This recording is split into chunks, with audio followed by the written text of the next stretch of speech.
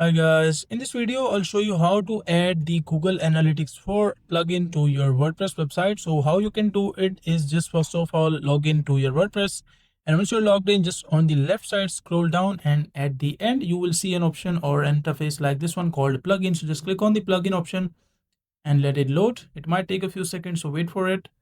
And once you're at this interface, simply scroll down, and once you see all those plugins on the right side, you will see a search bar like this one, search installed plugins or the new plugins that you want to install. So just click on search here, and otherwise you can just click on add new plugin as well inside this section. So we need to look the new plugin into this add new plugin section. So wait, click on it and let it load. All right, so once you're into this section, add plugins, so just click on search plugins, and inside search plugins, just write down Google Analytics. Just press enter once you search this.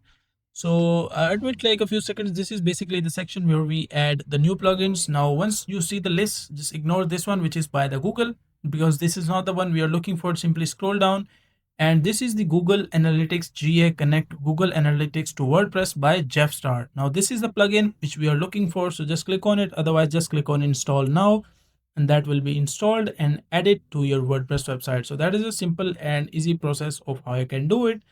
Make sure to like the video and subscribe to the channel if you find this video useful.